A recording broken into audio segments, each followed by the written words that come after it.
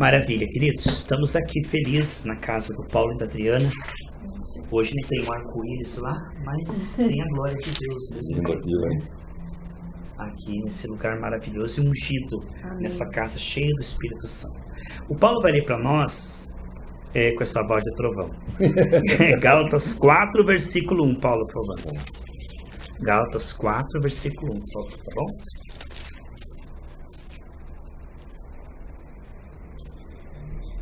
Digo mais isto: enquanto é menor de idade, o filho que vai herdar a propriedade do pai é tratado como escravo, mesmo sendo de fato o dono de tudo. Tá vendo? Ele é herdeiro por direito. Se o pai for rico, a herança, automaticamente, por ele ter nascido na família, é dele. Há uma herança adquirida, mas tem o tempo, né, Paulo? E o mando. Enquanto o herdeiro for menino, ele nada é diferente do servo. Ainda que seja senhor de tudo, ele não usufrui.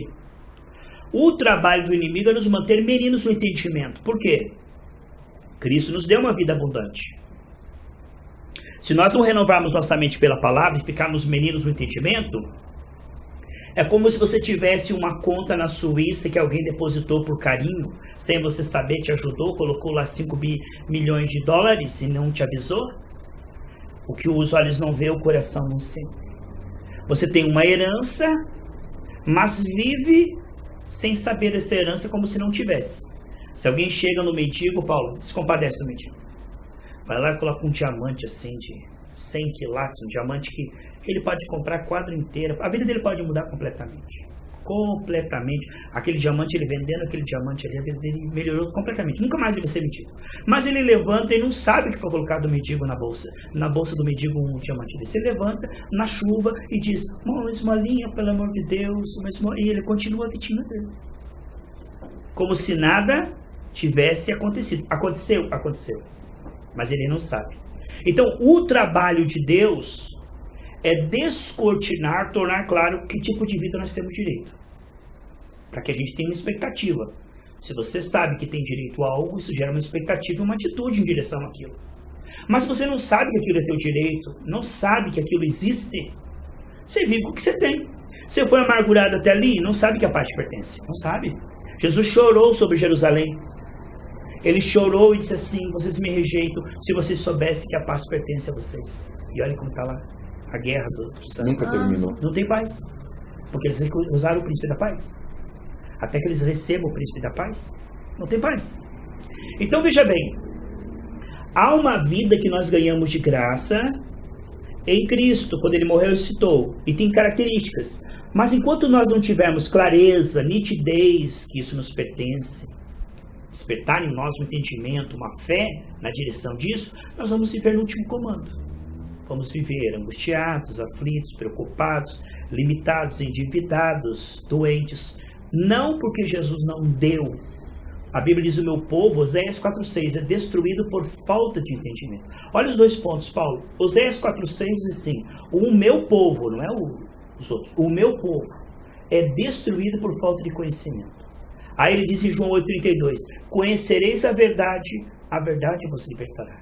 Então, a ignorância destrói. O conhecimento da verdade faz com que a verdade te liberte. Então, aqui tem uma necessidade principal. Vamos ver qual é a necessidade principal, Paulo? Romanos capítulo 12, versículo 1 e 2. Nós temos uma necessidade de ter agora a revelação, nossa mente iluminada, esclarecida. Precisamos ter uma fé esclarecida. Aí nós vamos compreender o que nos pertence gratuitamente. Faz que nem um mendigando a sacolinha com a maior fortuna ali. Você já notou como tem certas pessoas que não vivem, estão nas igrejas, mas não vivem, não tem paz, não tem alegria, não tem amor, não tem fé. Por quê? Porque Deus faz acepção de pessoas, porque Deus não deu? Deus deu. Só que se eu não entender isso, não ativar isso, não compreender isso e não manifestar isso, eu vou viver como quem não tem. E aí a pessoa fica: Deus me dá, e Deus já deu. Vamos ver Romanos 12, 1 e 2. Portanto, meus irmãos, por causa da grande misericórdia divina, peço que vocês se ofereçam completamente a Deus, como um sacrifício vivo, dedicado ao seu serviço e agradável a Ele. Esta é a verdadeira adoração que vocês devem oferecer a Deus. Não vivam como vivem as pessoas desse mundo, mas deixem que Deus o transforme por meio de uma completa mudança da mente de vocês. Deixe que Deus transforme vocês. Como? Mudando primeiro a mente de vocês. Se Deus mudar nossa mente, Deus muda o nosso desempenho. Se Deus mudar o nosso desempenho, mudará o resultado.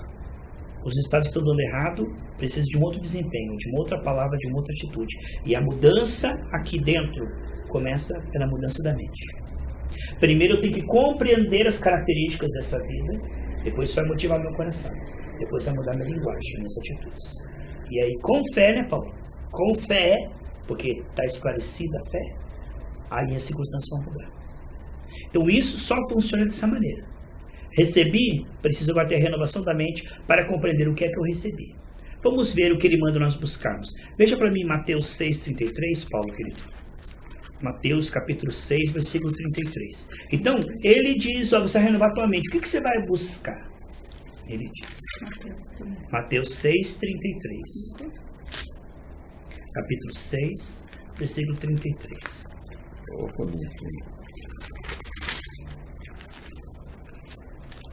36? 33. Ah, 33. Mateus 6, 33.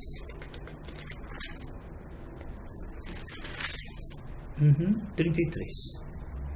Portanto, ponham em primeiro lugar na sua vida o reino de Deus, e aquilo que Deus quer, e Ele lhes dará todas essas coisas. Então tá, o que destrava qualquer chave aí é ter uma busca direcionada. Você quer se formar em engenharia, você vai abrir mão de muitas coisas no horário da faculdade. Se está chovendo, não importa, Paulo. Tem que cumprir a grade horária, porque eu tenho que pegar o canudo e trabalhar. Então as coisas ficam para segundo plano. Agora o foco é a faculdade de engenharia. Então eu vou abrir mão de sair com os amigos algumas vezes. Eu vou abrir mão, enquanto os outros estão lá se divertindo, eu estou em cima das apostilas, em cima do estudo. Eu estou me dedicando porque eu preciso, eu estou pagando caro, eu tenho que passar logo para mim pegar o canudo. Então a pessoa é focada. Ela sabe o que ela quer. Enquanto os outros jovens estão se divertindo, se distraindo, ele sabe o que ele quer. Ele tem um foco, ele sabe o que ele quer.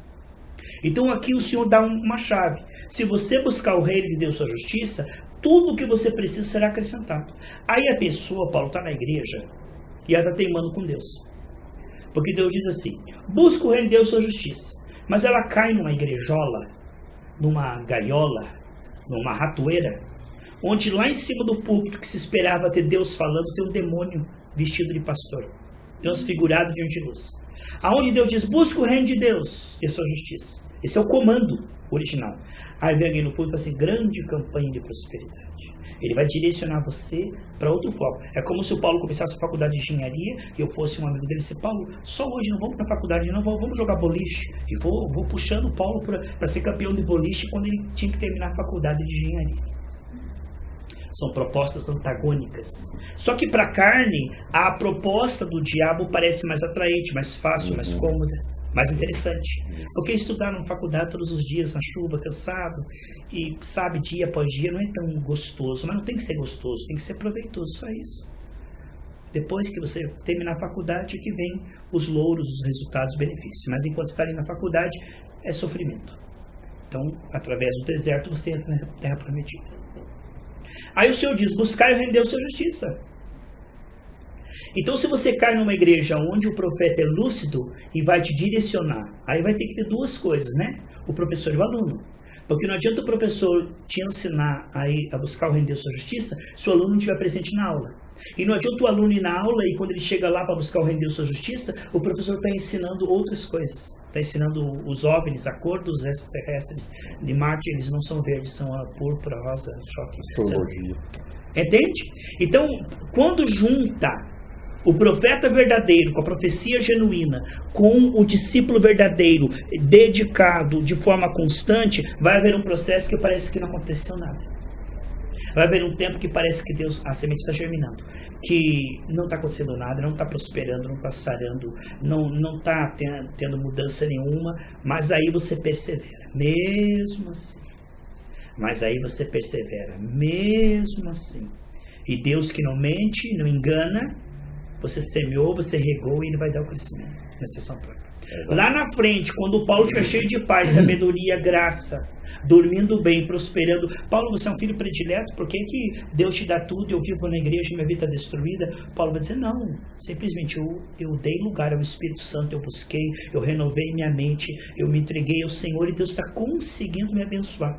Porque aquilo que a gente fala, Adriana, todo mundo quer ser abençoado, mas nós precisamos alcançar um coração abençoável. Porque o ser humano, ele quer a bênção, mas ele não coopera. O que ele coopera é com o sofrimento. Sabe aquela pessoa que quer ser feliz e tudo que ela fala, faz, caminha para a destruição, as decisões, as atitudes, as palavras não são boas, deixa a queda, não são. Então quando ele fala buscar o reino de Deus e sua justiça, nós vamos ver o que é isso aqui em Romanos 14, 17. O que é o reino de Deus e sua justiça? Para que nós possamos buscar isso então. Você vê como a palavra de Deus responde a palavra de Deus. Quando você não entende um versículo, tem outro versículo que explica aquele versículo. Romanos 14, Paulo 17. 14, 17. Eu acho que é naquela parte. O 17 pequenininho, tá bom? Pois o reino de Deus não é uma questão de comida ou bebida, mas de viver corretamente em paz e com alegria, que o Espírito Santo dá. Então essas coisas foram perdidas na queda. A paz, a alegria e o amor. Essas coisas devem ser buscadas em primeiro lugar. Por quê? Se eu conseguir restabelecer a paz, a alegria e o amor, a minha fé vai brotar. Aí eu terei fé para mandar nas circunstâncias. Agora veja, Paulo. Relacionamento quebrado, magoado com as pessoas, chateado, cheio de preocupação, ansiedade, pecados escondidos e querendo que Deus mude as circunstâncias. Deus, aqui no envelope, muda minha vida financeira. Meu pai, me dá um casamento, meu Deus. Ou meu pai, muda minha família. Entendeu? A pessoa quer que muda as circunstâncias. E ele não muda nada. Mas ele não cria um caminho. Porque Mateus 3,3 diz, prepare o caminho do Senhor. O Senhor opera de dentro para fora. Ele primeiro tem que operar em nós, mudar-nos, nos ajudar a ter fé, para depois confirmar a nossa fé. Deus, ele edifica a nossa fé, esclarece a nossa fé, depois você fala com fé e tudo é possível que crê. Se você tiver fé e disser, nós estudamos a aula passada aqui, lá em Marcos 11, 23 e 24, se você tiver fé e não duvidar no seu coração, o que você disser, Deus confirmará, no seu tempo e no modo. Então, o ser humano está tão estragado desde a queda de Adão e Eva, que ele está tão intoxicado por sentimentos, pensamentos e desejos, que não deixa a fé brotar. A fé não brota de uma paz. E a paz é uma coisa que foi perdida na queda. A fé não brota sem alegria. O ser humano, ele está...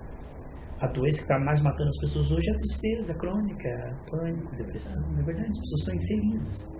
Então não há satisfação, ansiosos. Então, olha, preocupação. Essas doenças traz o câncer. Exato. Né? A médio e longo prazo, se não tratado, é o seguinte, Adriana. Se você não trata a causa, vai ter o efeito. Eu estava escutando uma psicóloga falando que ela disse que a depressão, se não tratada, causa o câncer. Isso está na Bíblia. Porque tem pessoas que acham que não tem nada. Aí o câncer vem. Sabe qual que é o problema se você não trata? Uma ferida que nós não tratamos, nós não damos bola. Ou nós ignoramos. Uma ferida que você ignora, ela não é tratada, ela vai crescer. Porque não está sendo observada e ela está ali em silêncio destruindo. Então a alma do homem desde a queda, ele precisa ser tratado. Só que os profetas vão lá para distrair e dizer, não precisa tratar sua alma, você precisa prosperar, entendeu? Então aí não se trata a questão da alma, a fé não brota e fica enganando o povo com bênçãos que nunca acontece. Porque isso que você falou de que se você não lidar com a questão dos sentimentos, que isso vira câncer, está em Hebreus 12, 14 e 15, está na palavra de Deus. Se você não cuidar com a amargura, isso vai brotar e contaminar as pessoas à sua volta e destruir a sua saúde. Então isso está na palavra, Paulo. Porque eu vejo pessoas, por exemplo, eu tenho pessoas lá de vários níveis de salário, né? Sim. Então as pessoas geralmente acham que conforme é alguém de dinheiro é alguém da felicidade. Isto. E você pega lá pessoas que vai para as férias, por exemplo, ganha 1.300. 3, 4 filhos. Tudo feliz com o franguinho, farofa lá. Feliz da vida. Eita, vamos pra praia do Caiobá. E pega de repente o outro lá que ganha 3 vezes mais, nervoso, exato, complexo. Porque não sei o quê. Meu Deus, se diz, pô, mas onde é que está o parâmetro disso? Porque, né? Paulo, é óbvio, e nós não somos macaco nem dementes, é óbvio que ser próspero é melhor que ser endividado. É óbvio que ter muito dinheiro é melhor que não ter dinheiro para pagar as contas. Isto é óbvio, mas se tiver Deus. Porque o dinheiro não resolverá sem Deus. Tendo Deus, o dinheiro é bênção. Tendo Deus vai ter sabedoria para aplicar o seu dinheiro, para lidar com as pessoas, cuidar da sua alma, ser tranquilo. Então, é um plus. A prosperidade com Deus, ela é bênção. Isso. Agora, o dinheiro sem Deus, aí, meu amigo, você quer ver família rica, um envenenando o outro para ficar com a herança, é uma coisa horrível. Horrível. Esse é o parâmetro que eu falo, sabe? Do outro lado tá feliz da vida, do outro lado tá com dinheiro e tá nervoso. Os pobrinhos se ajudando ali, fazendo franguinho com farofa para comer junto, e os ricos lá maquinando para quebrar a empresa do outro, por inveja. Então, daí quem tá mais feliz ali? Daí um tá num barcão, parceiro, achando que é o feliz. Mas tá com a cabeça que é uma confusão total. Não adianta. E outro tá lá na praia, pobrinho, chutando bola, virando croquete na areia. Se divertindo. Mais feliz. Exatamente, porque é a simplicidade, né? Olha só. A simplicidade, não estou aqui fazendo uma apologia à miséria, mas é o seguinte. Não é a simplicidade é o seguinte, você se contenta, Paulo, você fica agradecido com o que você tem. Agora, a complexidade é o seguinte, você tem uma mansão, você quer ter 2. Você tem um carro, mas o teu vizinho tem um importado, você tem que ter um melhor que o ele. Ele tem uma casa na praia, você tem que ter 2. A ostentação, ela é uma volúpia, ela é um sanguessuga que a pessoa nunca se contenta. Se ela tem 1 bilhão, mas ela podia ter 2 bilhões. Mas ela podia ter 20 bilhões. Ela não está satisfeita. Não, jamais. Isso é um vício. A riqueza sem Deus, ela se torna um vício, onde a pessoa trabalha a vida inteira para acumular dinheiro, para depois os filhos brigarem por aquele dinheiro. Porque ela, na realidade, se ela acumula sem Deus, aquilo ali é um areia, um castelo de areia. Mas você sabe o que as pessoas estão procurando quando elas vão se prostituir? Alegria. Sabe o que as pessoas estão procurando quando elas têm um monte de dinheiro? A paz. Sabe o que as pessoas estão procurando quando elas ficam chateadas e magoadas? Elas querem que as outras amassem mais elas. Então, o reino de Deus é o quê? Paz, amor e alegria. A proposta é essa. O inimigo diz, sabe onde é que você vai achar a tua paz? No dinheiro. Sabe onde é que você vai achar o amor? Na prostituição com um monte de mulheres. Então, entendendo, Paulo? Então, o que nós estamos vendo é que a alma da pessoa está gemendo. Desde a queda.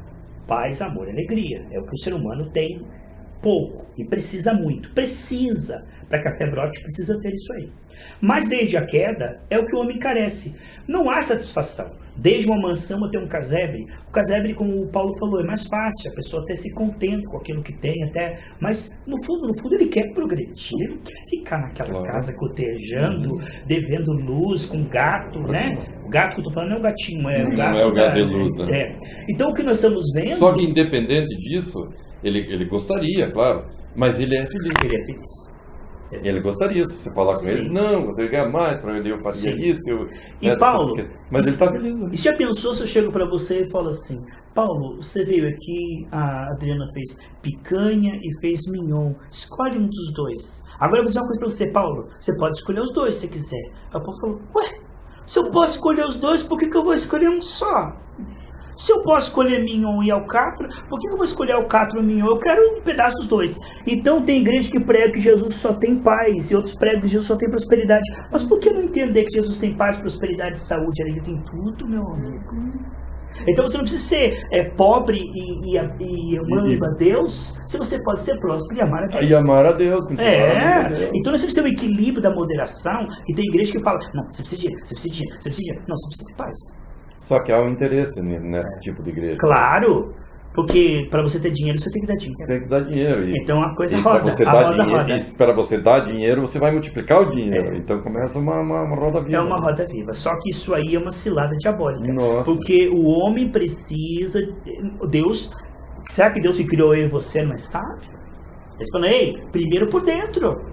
Mateus 23, 26, primeiro limpa por dentro. Então não adianta o homem tentar suprir a falta que ele tem de Deus desde a queda de Eva com o dinheiro, com fama, com tudo deste mundo, ganhar o mundo inteiro e perder sua alma, não é. Então, enquanto o homem não foi enchido por dentro, ele está vazio, ele está oco, e o dinheiro não preenche esse vazio. Não preenche. O dinheiro é bom para quem já está cheio de graça, de alegria, de amor. Aí o dinheiro é bênção na mão de uma pessoa. Nossa, não é verdade, Paulo? Agora, bom. uma pessoa que está com o seu interior depressivo, tentando matar os outros, cheio de ódio, colocar dinheiro na mão desse cara é perigoso até. Exato, o que ele vai planejar? Vou queimar essa casa, vou fugir vou matar todo mundo aqui, vou pegar essa casa e vou morar em outro lugar. A pessoa só tem pensamentos ruins. Então Deus, ele diz assim, sábio é começar do começo. Ele diz aí, a alma tua está detonada. E você vai ver que um profeta verdadeiro é aquele que tem esta sabedoria para o seguinte, Paulo. Ninguém vai na igreja por causa de Deus no início. Ele vai lá porque está com dor de dente. Ele vai lá porque ele está desempregado. Ele vai lá para ouvir uma musiquinha legal. Ou porque está desiludido. Está desiludido, quer arrumar companhia, quer entrar no clube. Então, ou porque a esposa força. Sim, tem. Mas não é o caso. Olha só. Muitas são as motivações. Agora, muitas. Agora, cabe ao profeta verdadeiro dizer o seguinte, igreja não é isso. Igreja é o seguinte, se você quiser entender a proposta de Deus, cooperar com a proposta de Deus, a paz vai brotar no teu coração. Se a paz brotar no teu coração, a fé vai brotar no teu coração. Se a fé brotar no teu coração, a fé vai estar nas tuas palavras e o diabo vai fugir de você. Então, a coisa é muito organizada e só funciona desse jeito, Aí a pessoa vai compreender que assim como uma faculdade tem uma grade, tem um propósito, tem aonde você vai levar o aluno, você sabe de onde você pega ele do A para o B, tem toda uma cooperação do aluno e toda uma grade, todo um ensino para que essa pessoa chegue ali. A igreja também. Ela vai nos pegar detonados na alma, sem fé, sem amor, sem alegria, com a alma assim, doente. Uma criança caída. E vai redirecionar o irmão que foi lá para buscar dinheiro, ele vai ter que aprender que o dinheiro virá, mas primeiro ele vai honrar Deus sarando a sua alma. Ele vai se arrepender dos seus pecados, ele vai rever os seus relacionamentos. E aí quando ele faz isso, aí a proposta é essa, Paulo. Paulo gerava pessoas lá na Bíblia, Pedro, João, porque eles tinham essa proposta original. Hoje a igreja perdeu tanto a sua essência, de um modo geral, né? Perdeu tanto a sua essência, seu direcionamento profético, a sua lucidez, que as igrejas não estão levando as pessoas para a mudança de caráter. Mas a pessoa vai lá por entretenimento, para atividades comerciais, para atividades pagas, para trabalhar para Deus, para buscar interesses aqui nessa terra. Então está tão desvirtuado, é como você ir fazer uma faculdade de engenharia, ao invés de você sentar na classe lá e aprender engenharia, você chega na portaria e a moça da cantina fala, se você trabalhar aqui na cantina, Deus vai te abençoar tanto, você fica lá na cantina, nem chegou no estudo. Nem precisa estudar. Então há uns perigos, Paulo, dentro da igreja. Os perigos que vão te tirar de Deus e você trabalhando para Deus, fazendo tudo na boa fé. Menos o que Deus quer. Isso. Só. Menos. Só tua alma vai continuar igual. E a pessoa que vai inocentemente nessa toada, ela é salva? Acontece o seguinte, todo aquele que buscar Deus achará Deus, Deus terá compaixão. Quando a pessoa está numa igreja errada, ou num lugar errado, seja um centro de feitiçaria, uma maçonaria, você não onde for, e ela ama Deus, Deus tira ela de lá. Deus tira ela de lá e mostrará ela uma igreja onde prega a palavra, Deus vai te direcionar. Agora, se a pessoa estiver lá e só quer mesmo a bênção e não respeita a Deus e quer continuar no pecado, vai continuar lá e não vai ser salvo não. E aí naquele dia, Deus, eu fui enganado, não, você tinha uma Bíblia, por que não leu? Você não me buscou, por que você não se arrependeu? Por que você ficou só ouvindo o que o pastor falava e não tinha vida comigo você mesmo? É pecado você só ouvir o pastor e não ter vida com Deus, porque eu quero ter um relacionamento com você. Lucas 17, 20 e 21. Que amizade é essa? Que filho é esse que não fala com o pai? Sim, e quando fala vai chegando perto do Lucas 17, 20 e 21. Aí vai chegando perto do Paulo, não ama o Paulo. Paulo fala, lá vem ele, que vem vai pedir 10 anos. Só vem com interesse. Sabe aquela pessoa que não te ama? Até muda a linguagem. Paulinho querido, você é um amigo legal. Pode saber, entendeu? Então a pessoa não ama Deus, não se arrepende dos seus pecados, não se converte, mas chega na igreja, Deus, você sabe que eu... Entendeu? É assim que as pessoas fazem. Usam a Deus para conseguir o que elas querem e continuar mesmas pessoas. Mesmos, sentimentos, pensamentos, mas vai ali apenas a buscar os seus interesses. Só os seus interesses. Me dá isso, me dá aquilo, me dá aquilo. Deus me ajuda. Entende? Me ajude, Deus. Socorro. O Senhor é Deus, sou lá na baderna. Isso. Aí, isto é uma porta larga que dá muito, como o Paulo falou, pastor que não ataca o pecado, o povo não sai da igreja. O pastor que não ataca o pecado, o povo vai lá e dá dinheiro. Então, tá feito o esquema. O pastor só quer dinheiro, o povo só quer brincar com Deus e ter bênção, tá tudo bem. Tá tudo certo. Tudo feito. Só que todos esses, tanto o pastor como esse povo, vai pro inferno. Uma coisa aí da amizade, que muitas amizades a gente tem que se afastar. Ultimamente eu tenho... Cautelosa? E eu não tenho sentido paz em algumas amizades. Mas que são nossos amigos, que a gente ama tudo, mas que eu não tenho sentido Adriana, paz. Sabe, ninguém pede pão e Deus dá pedra. Se você pede, tem que crer que recebe. O que significa isso? Não duvide do Espírito Santo na sua vida. Você não tem demônio, você tem o Espírito Santo. Amém. Então, se Deus está mostrando, não duvide desses sentimentos. Não duvide. Porque quantas vezes, Paulo, não é coisa da minha cabeça, lá na frente eu fui ver. Não é. Porque Deus não engana. Aqueles que amam a Deus, Deus não deixa enganado e confundido. Pois então vamos pensando nesse assim, por exemplo, você começa a não se sentir bem com determinadas coisas. E eu acho que Deus não precisa você ir no ataque. Não. Eu acho que Deus vai devagarinho, Sim. vai deixando você no lugar que Ele quer que você fique. E outra coisa, não fique sem pesquisa, hein? Esse sentimento é por falta minha? Não vai ter por certo que só outra pessoa está errada. Vamos investigar isso aí. Exatamente. Será que é escrúpulo meu? Será que eu não tô legal porque o problema está comigo? Tem que sim perguntar, sim. Porque a gente também tem que ver o que está acontecendo. Outra coisa, isso que o Paulo falou. Os relacionamentos que não são de Deus, você não precisa fugir deles, não. Deus tira de você. Lentamente eles somem. Ele some. Eu falei para o pastor, o bispo da Metodista, quando eu fui para a igreja. Falei, olha, bispo, eu estou rodeado de falsos amigos e conversas e excessos e tudo que não presta. E o que eu faço? Eu me afasto deles? Ele falou, não, evangeliza os que se aproximarem, porque quase todos fugirão de você. Ele falou, fique tranquilo. Então é assim que funciona.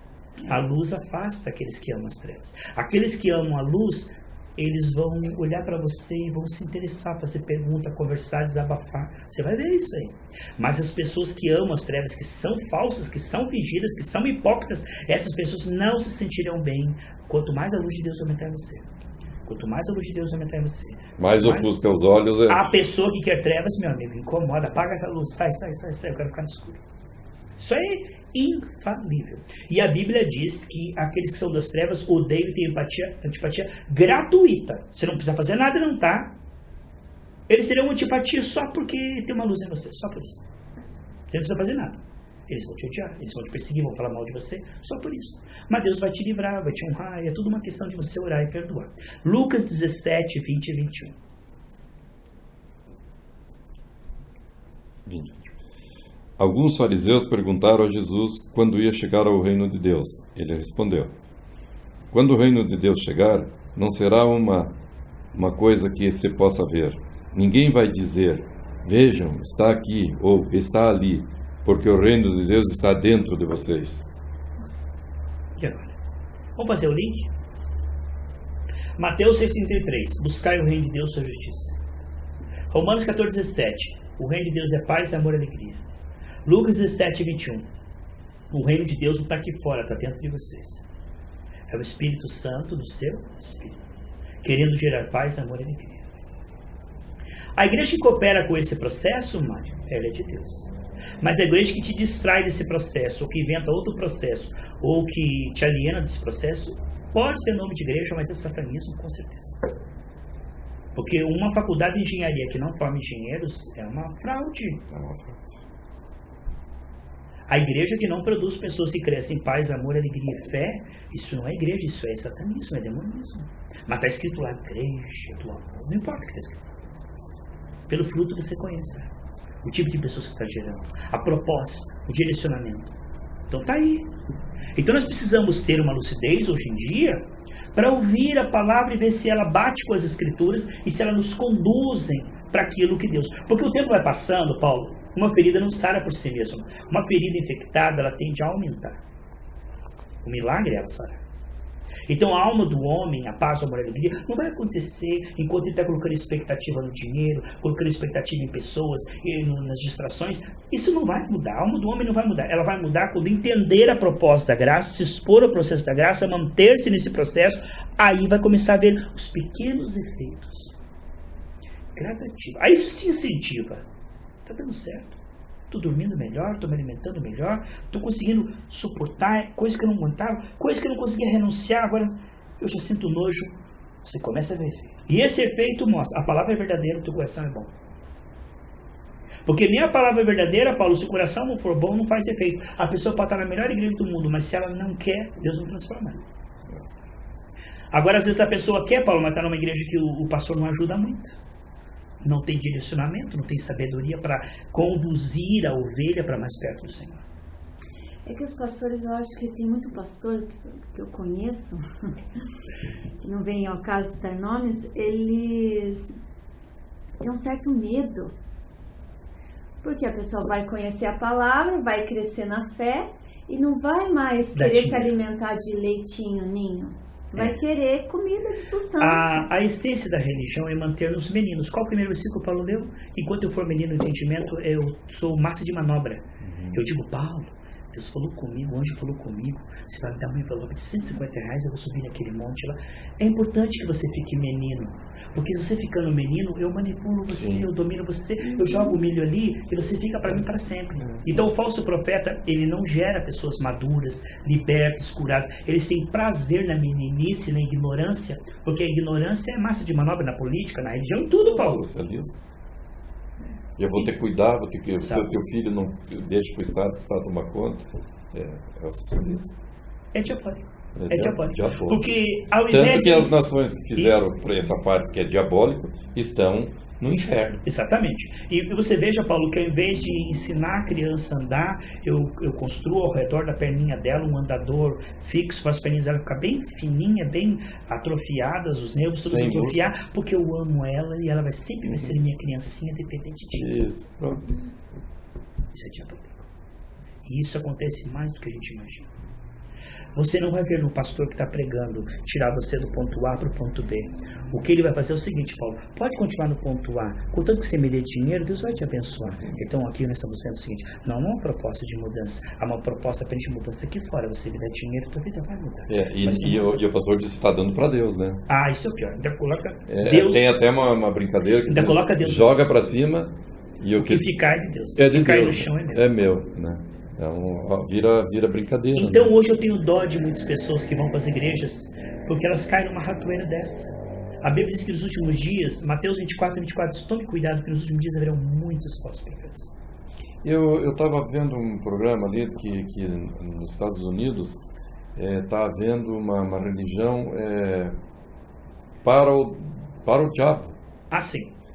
E daí o cara falou, daí eu perdi de ver aonde que é. Diz que um século depois de Cristo foi escrito, não sei por quem, ou se tem na Bíblia, estou perguntando. Diz que haverá um dia que os homens serão cafajestes, tratam mal as pessoas, são ladrões, adorarão mal. Mas nós já estamos nisso, né? Sim, mas o Paulo quer saber se está na